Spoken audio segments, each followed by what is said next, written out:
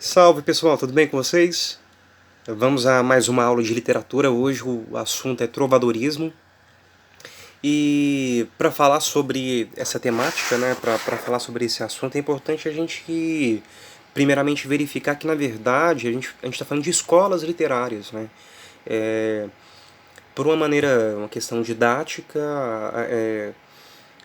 a gente organiza a literatura em escolas, em períodos, né, artísticos, períodos literários, a fim de conhecer um pouquinho dos autores e dos contextos, né, pelos quais eles organizaram a literatura ao longo dos séculos. Em língua portuguesa, o estudo da literatura se inicia em Portugal no período feudal. Nessa época medieval, a língua portuguesa ela ainda estava no processo de consolidação, né? O latim vulgar ele estava em constante contato com outros dialetos, com outras línguas. Por isso, na verdade, a gente vai perceber que os textos eles não se assemelham tanto com o nosso perfil de língua portuguesa moderno, né? A gente fala de galego-português, seria, entre aspas, o idioma, né, desse período, dessa época.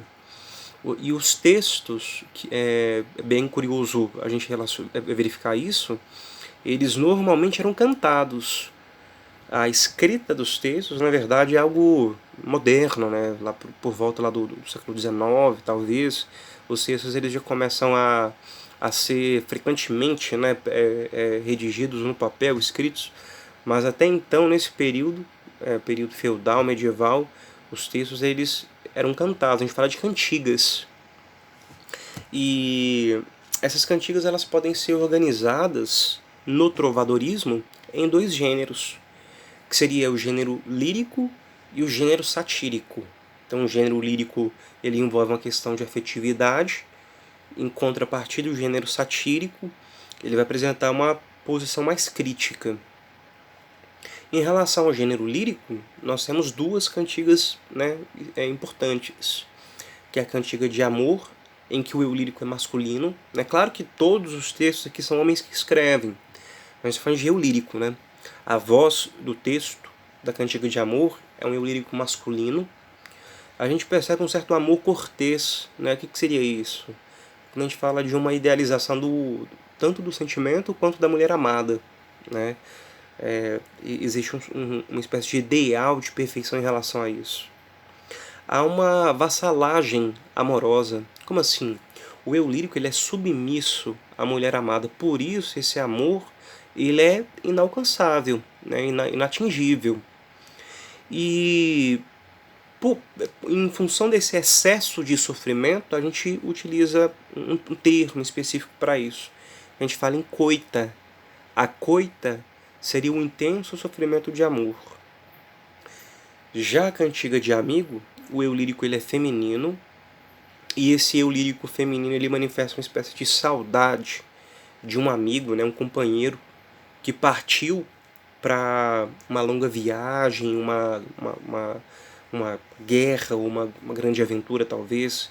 E esse eu lírico feminino ele dialoga com elementos da natureza, por exemplo, com o mar, né, com as flores, o campo, né, a procura desse amigo. Normalmente a gente costuma dizer que a cantiga de amigo é um texto mais simples que a cantiga de amor.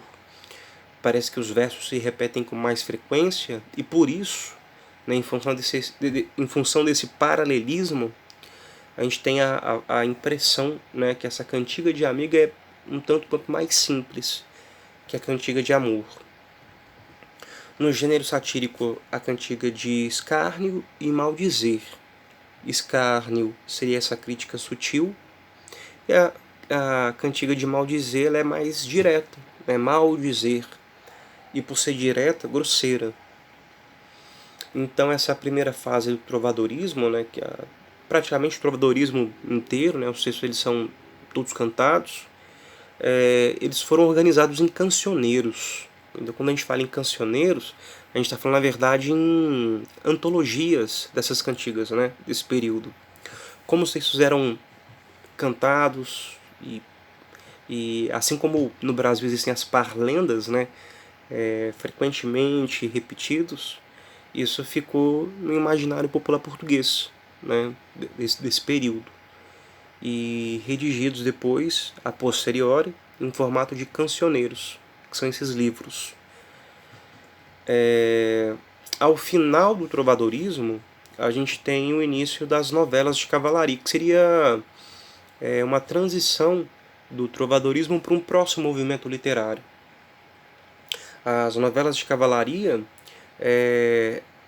vão apresentar uma organização mais complexa, por isso, talvez, algumas organizadas em capítulos ou cantos, ou até mesmo em prosa, né, adotando parágrafos, né, para isso, e frequentemente utilizando a figura de um herói, de um personagem épico, né, de um personagem específico, né. A nossa novela de cavalaria mais importante é A Demanda do Santo Graal, né, que seria, na verdade, dizendo de uma outra maneira, a história, né, do rei Arthur. Então, nosso resumo sobre trovadorismo seria basicamente esse. Um grande abraço, valeu!